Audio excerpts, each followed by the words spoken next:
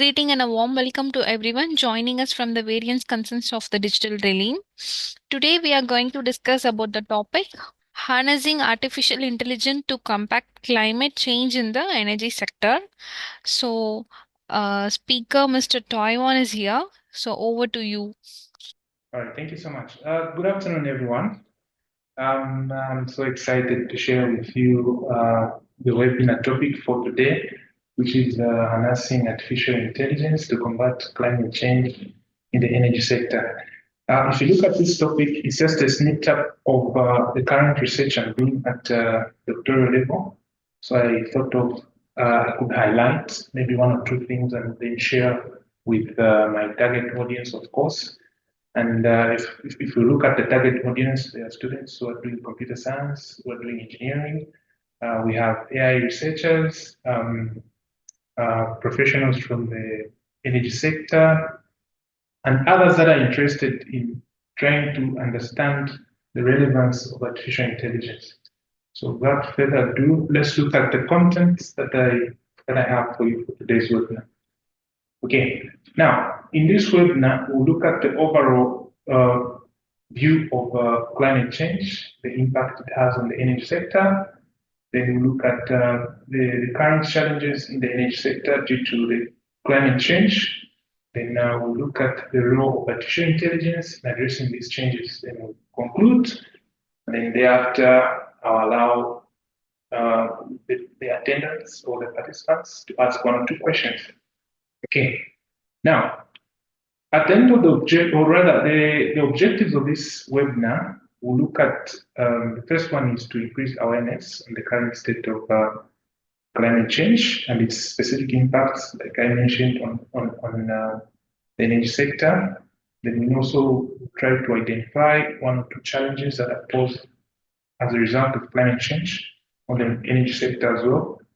Then we try to explore some of the AI solutions that can possibly provide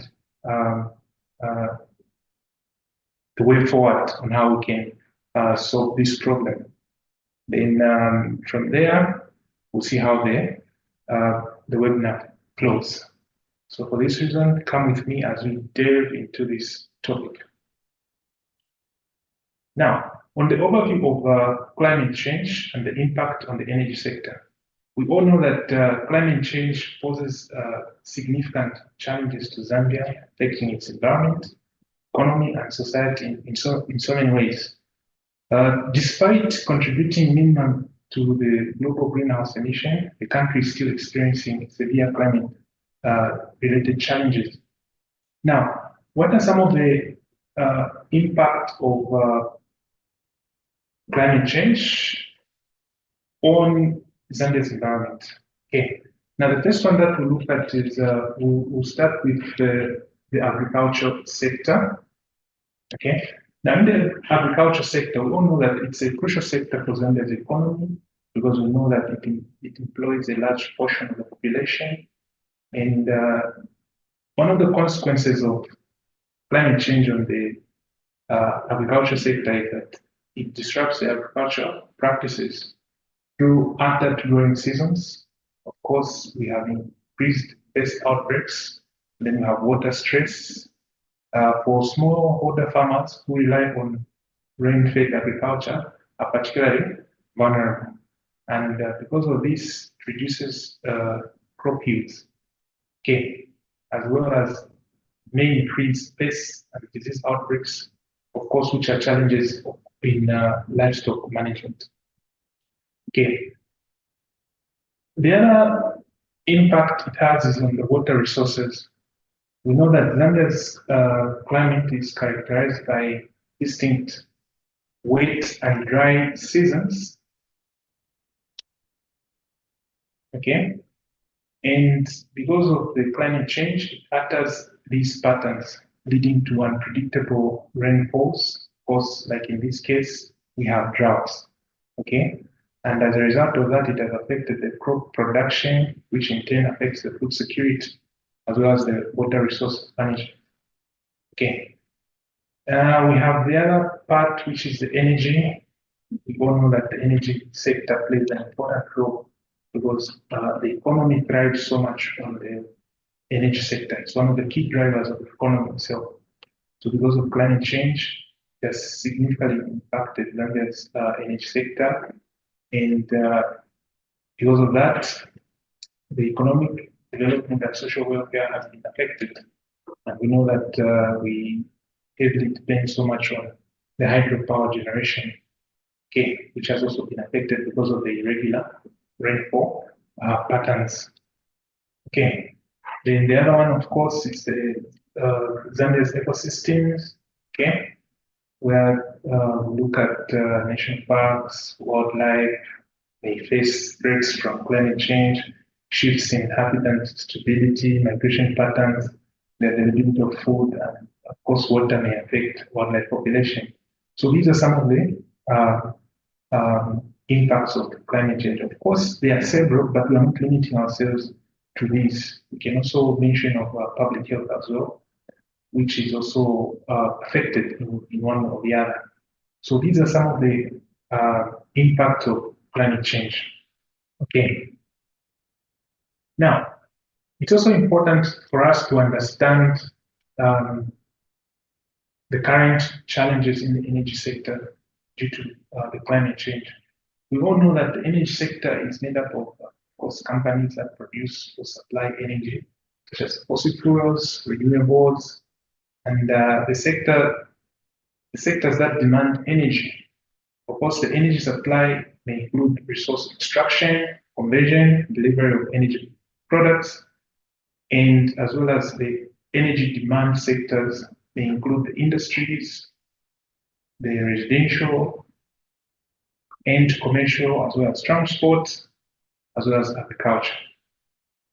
So these are some of the sectors where energy is mostly utilized. Okay.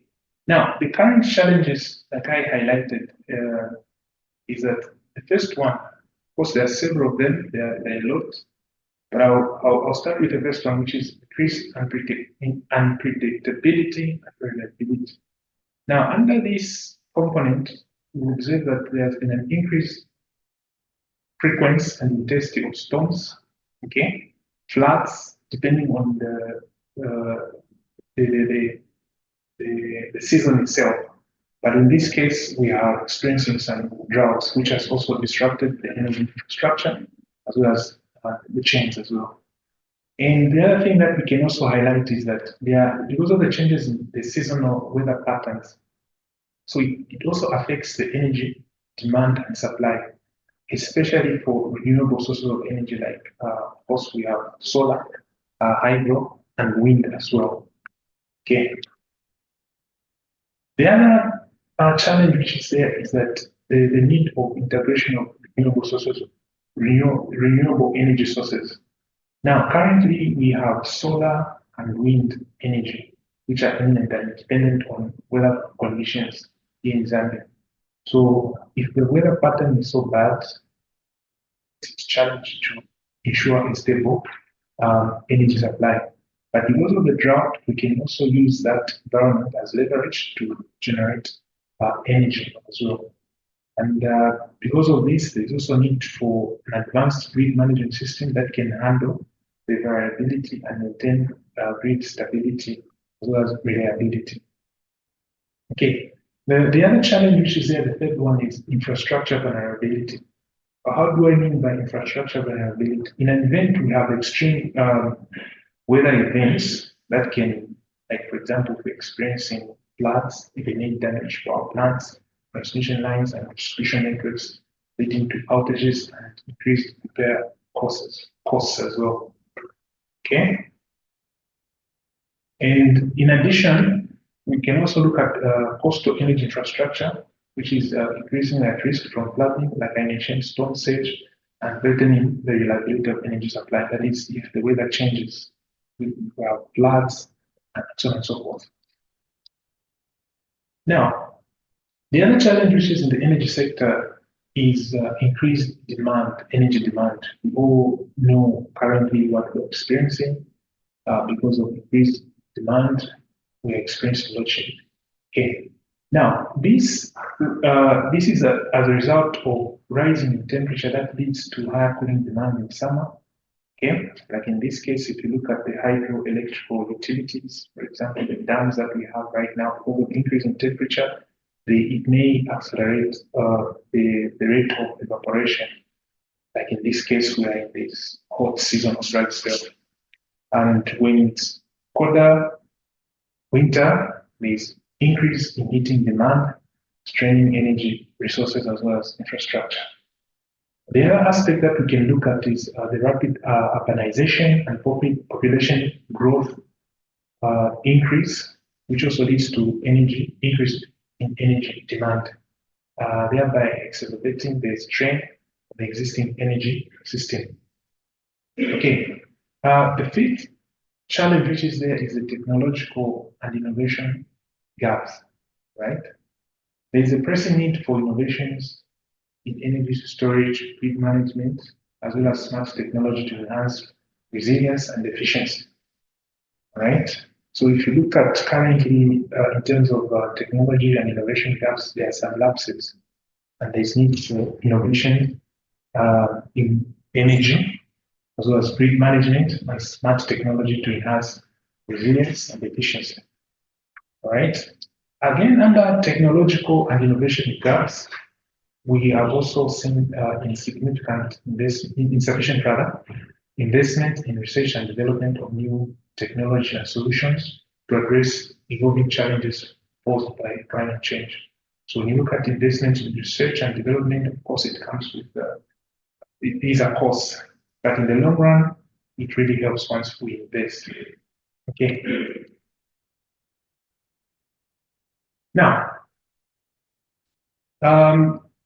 what is the role of artificial intelligence in addressing these challenges? Now, if you look at the images that I have, it's just an overview of the energy sector that is currently available here in Zambia. So I'll try to go it's kind of really small, but I'll try to read the points which are there in the heading. Okay, so under the energy sector, we have petroleum gas, okay, and we have electricity and renewable energy sector as well, okay. Then we have generation, transmission, distribution, and under generation, we have hydro, we have coal, we have solar, we have FO, then we have diesel, we have wind, we have biogas, and then we have nuclear. As of now, nuclear at the moment, it's we do not have it at the moment. What we have is we have hydro, solar, wind, diesel, of course, biogas, and the FO as well. And one of amongst the key players in the energy sector, we have, of course, DESCO, CEC, then we have SEMPA, Hydro, Tevi, Solar Energy as well. Okay, so we can, of course, you can visit the source reference for these links so that you can be able to check it nicely. Then on the second diagram, it shows the current installed energy generation capacity that we have in Zambia as of now. So the ones in blue, which is 83%, it shows the hydro power generation. Then in orange, we have coal, which is thermal. Then we have gray, which is fossil fuel. Then we have solar, which is PV. 40 fuels. Okay, so this is just the overview of the current overall, or rather the energy sector itself. Now, what role can AI help us in addressing these challenges? So the approach that I prepared is more of a solution based, and I have highlighted for 3, 4 or so, which I'll be able to explain, and I'll be able to questions at the stage. Now let's quickly go to the solutions approach. Because when you look at currently these challenges that we are facing, it's a process. So it requires certain steps that have to be taken into account. Of course, currently have been identified as challenges. And the next thing that has to be done is we have to come up with a solution that formulates certain solution that can be used. Now, quickly, let's look at the first approach. Now, the number one thing is for approach is we need to develop a comprehensive data repository for the energy sector, which is very important. Now, if you look at artificial intelligence, it heavily depends on data, and data plays an important role. Okay. Now, what is a data repository? Just a simple rather definition, we can simply say a data repository is simply a data storage entity in which data has been isolated for analytical and reporting purposes since it provides long-term storage and access to data. It's a type of sustainable information infrastructure. Okay, so that's what the data repository is. So the first thing that we need to do is addressing these challenges. We need to have a comprehensive data repository specifically for the energy sector. Now, what are some of the scope? Let's look at some of the data types that we may need to have. So the first one is we need to have a historical consumption. Okay, we need to have data on weather, also grid performance, as well as renewable generation. Also need to have market data, and of course, sensor data. It should also help us. Okay, in analyzing and observing patterns. Okay, the other one is geographical coverage. So we look at regional, right? At region level, national level, of course, and global, depending on the purpose. Because in advanced countries, they are way ahead of us. At least we can learn from them. And then we come up with a model that can be used locally to solve our problem. Okay. The other one is temporal resolution. So we need to define the quantity, hourly, daily, or monthly. And then for data collection sources, it's also important to know where we're going to collect our data. And the first thing that we're going to do is we need to collect data from utility companies. Of course, in the previous slide, I showed you the major players in the energy sector. ZESCO, we have the hydropower station, and all these. So we need to collect historical consumption data, cost grid performance metrics. These will be used to train our model as we come up with them. Then we also need weather services. Of course, we can get such information from the weather department. And these are real-time historical data. For example, temperature, speed, solar radiation, and so on and so forth. Then the other places where we can collect data include government and research institutions, of course, even private institutions as well. They may have certain information based on climate data, emissions records, energy policies. Okay, so these are some of the sources of data that will be used to be stored in our data repository for the energy sector specifically. Of course, the others will include Internet of Things, smart devices, which include smart data from smart meters, weather stations, and distributed energy resources, the DERs. And of course, the energy markets, which includes pricing, trading volumes, demand forecast. Okay. Now, what are some of the benefits of this data repository, specifically for the energy sector? So having data from multiple sources in one place, it makes it easy to manage, analyze, and report on. So a data repository makes it faster and easy to analyze and report data because it is stored in one place and then compartmentalized.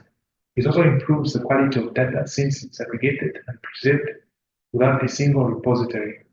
And we likely deal with duplicate data missing and other issues that may affect the quality of your analysis. So in this repository, this is where we're going to keep the data collected from different sources. Now on the screen here, although the image is not so clear, be able to read and then see what is mentioning. Okay. Now, this image in figure 1 simply shows a framework of how data sharing in energy systems is. Okay.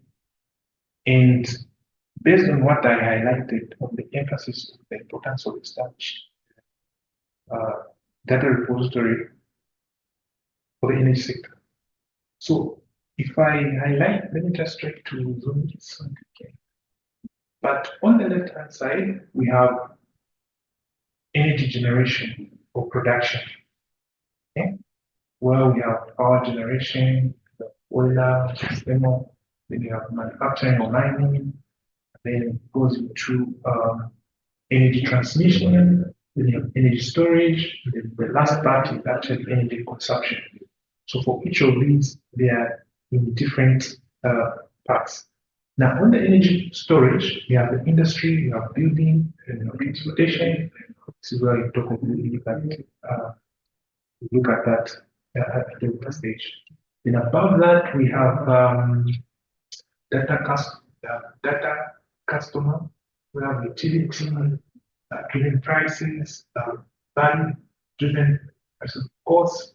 There's a small graph here which shows the data market operators. Further, we have data providers. We have cost-driven pricing, product-driven pricing. And then on the left side, on the right side, rather, we have the algorithmic methodology, in which the data will be mined, data will be analyzed. Okay, the whole process of it, where we look at data acquisition, data processing, data integration. We also look at the market application, the knowledge discovery, then we have decision making, and so on and so forth. So this basically is just a framework of how data sharing in the energy system is. And we find that since we're all looking at data, this is where I emphasize the importance of having a data repository specifically for the energy sector. Okay. Now, from the figure above, which is the framework of data sharing in energy system, which has been shown. So this framework of basically what it does, it mainly revolves around the data life cycle, enabling technology. Okay, so data life cycle patterns to data acquisition, data processing, data integration, data mining, knowledge discovery, as well as decision making, and also as a part of the market and its application. So in the data acquisition phase, various external data, okay, such as meteorological data, transportation data, can be obtained from the data market itself. In the market and application phase, data can extract their value in each system in addition, okay, to guarantee that data can flow between different entities smoothly. Some enabling technologies are necessary, such as data right confirmation, as well as privacy protection. Okay. Now, because of this framework of data sharing in the energy system, we find that data will have data diversity. Now, what do we mean by data diversity? So when we look at data diversity, this is where now data has been collected in energy systems, which are diverse and complex and voluminous, including technical data from the energy production, management data describing the energy transmission process, and so on and so forth. At the same time, the data have a variety of types such as text, data, image data, as well as table data. Because we know data can be either structured, semi-structured. Okay. Now, furthermore, the data in energy systems have been classified in terms of data openness, supply chain, data owners, okay, as shown as in figure 2. So from the perspective of data openness, data in energy system can be classified into public, open, and private data. So from the perspective of supply chains, the data in energy systems include production data, transmission data, storage data, consumption data. And from the perspective of data owners, we have data in energy systems can be attributed to energy producers, energy transmission corporations, market operators, energy suppliers, and energy consumers, Then we have bountiful and diverse data in energy systems. They contain a considerable amount of information and value that can yield tremendous benefits, but there are still some challenges and bottlenecks that need to be addressed during the data lifecycle, such as data right confirmation, as well as data pricing. Okay, so this is the figure 2, which shows classification of data in the energy sector. So we have the supply chain. The supply chain, we have production data, transmission data, storage data, consumption data. We have data openness, the data openness. We have private data, open data, as well as public data, and the last one, which is data owners, so energy producers. Here we have energy producers, we have energy transmission corporations, market operators, energy suppliers, as well as the energy consumers. It has been demonstrated that by incorporating meteorological data such as weather, humidity, temperature, as well as satellite cloud data, will help us improve forecasting accuracy of the generation of PV and as well as wind power. Now, to improve the resilience of power grid, extra data is, or rather, are helpful as well. For example, developing a multi-source data-enabled resilience system framework for power distributions, which contains various functions such as real-time monitoring, as well as resilience assessment. Now, let's look at some of the predictive modules for energy demand and supply in the energy sector. Okay, so seeing that the energy market faces rising growth, productivity, changing demand and supply trends, of course, the lack of technology needed to handle it effectively.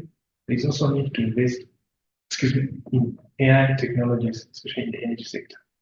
So when you look at AI and the related technology have already become used by the power sector in advanced nation to enable communication between smart meters, smart grids, and the industry Internet of Things. So this system can increase the management of power and efficiently, as well as transparency, and keep increasing renewable energy sources. Now, some of the predictive models that are used, okay, to solve the types of problems that can be used using artificial intelligence algorithms include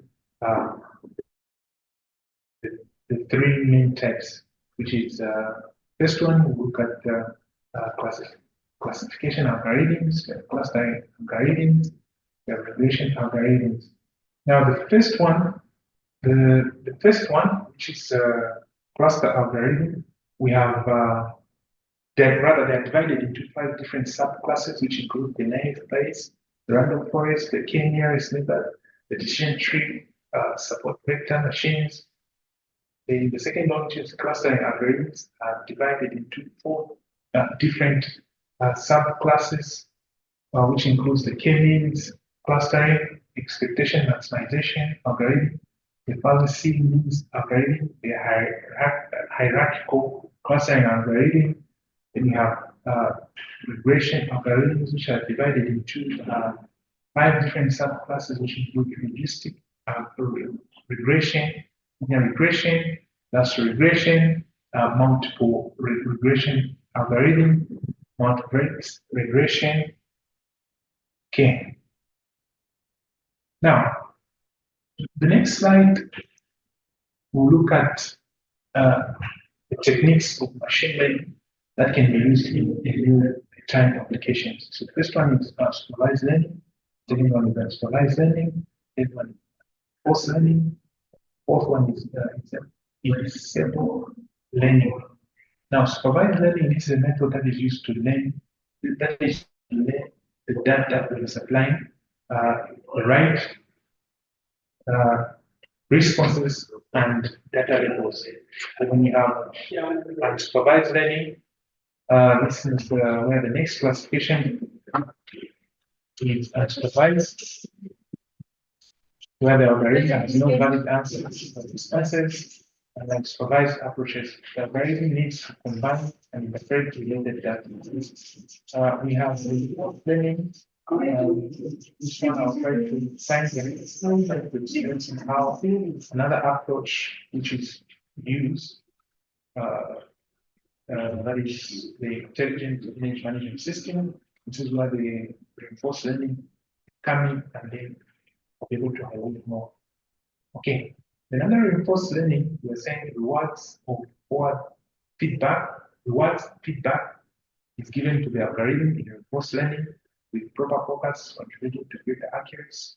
Then you have the stable learning. Although the three classes which have been mentioned above, or rather listed above, cover most areas. So the model's efficiency also tends to improve. In such circumstances, it may be useful to enable approach to improve the accuracy, classification, learning approach, specific task, efficient use of machine learning as well as training evidence. Now, when you look at the classification of machine learning and techniques, of course, the technique we mentioned here, I highlighted on reinforcement learning, and the learning approach which we can use is the key learning.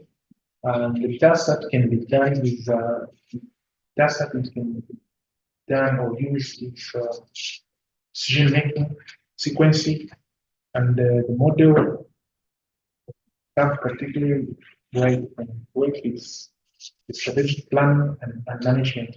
And the purpose of this is simply decision making, real-time decision in the energy sector. Then I'll just touch a few components looking at time so that I can also participate ask a few questions. Then you have supervised learning and the approach which is there. There are several. We have the logistic regression, support vector machine. The tasks there can do is just classification, and under the model sub category, so where you're dividing line approaches.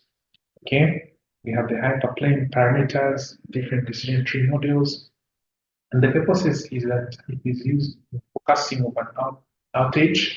Okay, constructing different kinds of data groups, categorization of climate, and as well as weather pattern. Then the other one under the learning approach is the Bayesian. Of course, its purpose is used for grouping of data.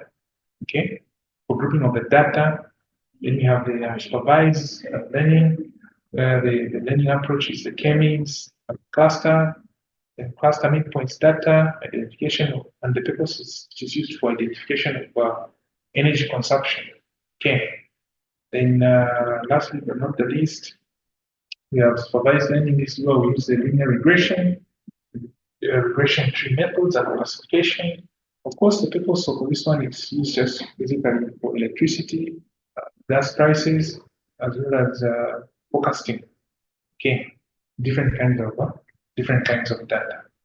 Okay, so let's look at the next slide, where we look at the use of artificial intelligence power generation. So you find that it plays an important role. Though I've omitted some of the chemical part of it, I will not be able to illustrate that. I just wanted to provide a solution approach based on how we can use the role of artificial intelligence to this problem. So it includes optimization of operation performance through analytics, optimization of wind farms by forecasting wind speed, flexible distributed generation, integration of macro generation, the integration of equipment, and then we have network connected generation output, active demand management, autonomous optimization generation, and optimization of renewable generation. Moreover, AI is a very effective tool in the energy, or rather the power energy generation utilization for illustration tools. So when these are implemented, you discover that it's able to detect human errors. Okay, it becomes a big issue, right? It's able to optimize the schedule of power plants, thereby increasing profitability. It's able to predict the merit order, optimizing the scheduling of various power sources, able to predict malfunctions, where it can forecast system failures sooner, or more precisely. Okay. So we'll continue on predictive model for energy demand and supply in the energy sector. Now, the use of artificial intelligence in renewable energy. How is artificial intelligence used in renewable energy? So you look at the renewable energy technologies, this is why you look at the solar, wind, as well as hydro. So looking at the current trend, because of the challenges which are there, renewable energy in form of solar is ideal to cushion, okay, as of now, right? So the technology aims to increase the efficiency of electricity generation, transmission, distribution, as well as reduce energy costs and maximize the use of renewable energy. And how will artificial intelligence boost the sector of renewable energy? Okay, now I've highlighted about 4 points. I'll quickly go through them. Now, the first thing is on how AI technology can boost energy sector. So the first thing that we can look at is we can look at centralized and smart control centers. Okay, for processing of data, the electric energy, the electric grid, rather the electric grid is linked to devices and sensors. This data will provide the grid operators with new ideas for improved control operations combined with AI. It provides the energy producers ability to change supply cleverly to demand. In addition, there is need also for advanced sensors, smart machines that can allow focus of weather and load, which can increase renewable energy integration and efficiency. Okay. The other part is improved microgrid integration. So with artificial intelligence, it will be able to assist in smart grid integration, centralized energy management. And once renewable energy generation units and community therefore are connected to the primary grid, the grid's energy flow cannot be balanced or too hard to balance. In solving these congestion and quality problems, AI-driven control systems may play a vital role. Okay. The third point that we can look at is improved reliability and safety. So while the use of AI is the main target in the field of renewable energy, it can also boost stability, performance, reliability. It will lead to understanding the pattern of energy use, the energy leakage, and the equipment's performance. The fourth point is look at expanding the market. Of course, AI integration can lead to expansion of service model techniques, promote greater participation of renewable energy supplies, the industry. So the AI-powered system can analyze energy collection data, provide insights to energy usage. This data will help companies refine existing services, implement new models of operation, also help distributors market opportunities for customers. The last one, which is the role of smart grid AI-enabled storage. So AI integration with intelligent storage can provide the renewable energy sector with a secure and sustainable solution. This also supports microgrids to effectively handle local energy requirements while ensuring power sharing with the national grid. Okay. Now, this is just a picture of how managing AI technology for integration into variable renewable energy across your digital systems. So the first one is generation, okay, where we have energy, then we have second part. Of course, the first one shows improved wind and solar generation forecast. Then we have second part, which is number 2, where we maintain grid stability and reliability. So we'll look at transmission and distribution. The third one, we look at consumption. This is where we have improved demand forecast, efficient. The fourth one is efficient demand side management. The fifth one is optimized energy storage operations. The sixth one is optimized market design and also operation. Down here we have Internet of Things. We have data generation, vast amount of granular data captured with the network, smart devices that have sensors and can act, have the artificial intelligence itself, which is at the core. We'll look at decision making. This is where we have automated data analysis, learning, and decision making done by software as well as smart devices. At the far end, we look at blockchain transaction, where we have open and secure management of data and automation of contract execution via smart contracts. This is the whole deploying renewable renewables, which increases power sector complexity, the need for flexibility. New tools are required to optimize the system itself.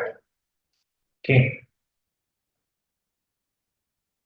Now, the second approach is, of course, we looked at the first approach, which was coming up with a comprehensive data repository for the energy sector. The second one looked at the predictive models that can be used. The other approach, which is the third one, I think I'll try to wrap it up here next time, is the intelligent energy management system. Now, when we look at the intelligent management system, they're transforming energy management across the residential, commercial, industrial sector by leveraging advanced technologies such as artificial intelligence, machine learning, Internet of Things. Now, these systems are designed to monitor, control, and optimize energy usage in real time, significantly enhancing operational efficiency, thereby reducing energy costs and improving overall system reliability. Okay, then when you look at the intelligent energy management system, it works by integrating various components, including sensors, you have smart meters, you have Internet of Things devices to collect detailed data on energy consumption and production. So this data is continuously gathered and transmitted to a central platform where it is analyzed using sophisticated AI and machine learning algorithms. And if you remember, the central part which I mentioned was the data repository. Okay. Now, the learning algorithms, I did briefly highlight them when we looked at them. So these algorithms are able to identify patterns based on the data that have been collected.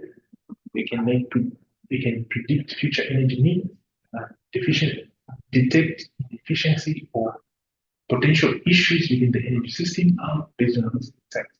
So the intelligent energy management system can make real-time adjustments to optimize energy usage, such as regulating heating, ventilation, and air conditioning, which is the HVAC systems, adjusting lighting levels, managing industrial processes to minimize energy waste. So the intelligent management system is one approach that can be used as part of trying to provide a solution. Okay. Now, the implementation of this intelligent energy management system offers numerous benefits. One of the most significant advantages that is the enhancement of energy efficiency. Okay, so the intelligent energy management system ensures that all energy consuming devices and systems operate at the optimal levels, reducing unnecessary energy consumption, lowering operation costs. The cost savings achieved through optimized energy use, reduced maintenance expenses can be substantial. Then predictive maintenance capabilities of intelligent management, enable early detection and resolution of potential issues, preventing costly down times and extending the lifespan of also systems. So this is one of the benefits of it. And moreover, these intelligent energy management systems improve the reliability of energy system by providing continuous monitoring and real-time adjustments. This capability allows for immediate responses to anomalies or faults, preventing disruption and maintaining a stable energy flow. From the sustainability perspective, the intelligent energy management system contributes by minimizing energy consumption, reducing greenhouse emissions. They also facilitate the integration of renewable energy sources, further enhancing their environmental benefits. So now, what are the components of these intelligent management systems? So basically, this intelligent management system consists of only four components. The first one is the sensing and measuring infrastructure. The second one is actuation mechanism. The third one is the processing engine. The fourth one is just the user interface. Okay.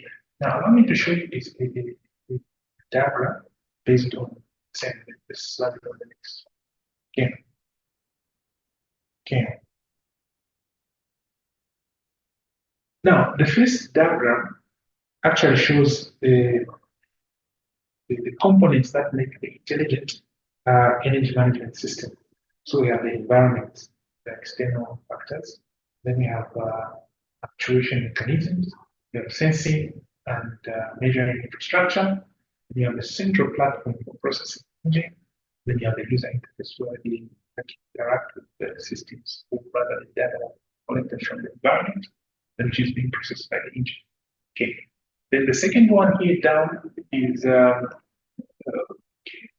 will be they are quite small levels of I'll still share the detail at the end of the presentation. Okay. Now, the second one, the second image actually shows the classification figure of the components of the actual intelligent energy management system in detail. Okay. So here you have custom and commercial, right? Then you have sensors, then you have systems as a system, right? Then you have the data processing units. This is where the loop is. These are basically the AI techniques that can be used. Then you have machine learning and data mining. Then you have deep learning. Both then on the far end here, on my right hand, you have actuators, which have direct control and indirect control. Then you have the user interface, where the applications, such as smart wearable, of course, at serious scales. Okay. Now, information that emerges from the sensors components is very short in the previous diagram, is saved and processed by the processing engine. So the engine is a specialized subsystem of components reasonable for the process of all acquired data, and also performs optimization tasks based on the inputs. And when you look at the processing engine of an intelligent energy management system, it's just designed to optimize the energy usage on each component of the smart environment and manage the actions that have to be performed. So the majority of the state of the art system employ the raw EG, data, and pattern mining algorithms, as well as machine learning, as well as deep learning models. Okay, so these are, of course, it goes on and on. But let me just go through the last part just to highlight as a solution, which is just based on the smart grids and also renewable energies. Okay. Now, when you look at smart grids, okay, smart grids are energy networks that use digital technologies, sensors, as well as software to better match the supply and demand of electricity in real time while minimizing costs and maintaining the stability and reliability of the grid. When you look at smart grid technology, which is rapidly advancing and providing various opportunities for efficient energy management. Now, to achieve the full potential of smart grids, there is need for intelligent energy management systems, okay, that are required that can optimally manage and control the distributed energy resources. Now, when you look at the distributed energy resources, we talk of the solar, of the wind, okay, the hydro, and all of these are classified as distributed energy resources. And then the global electricity sector, of course, is currently facing numerous challenges with its transition towards utilizing renewable energy resources to meet electricity demand. Currently, the energy sector is predominantly linked to the availability of natural oil resource.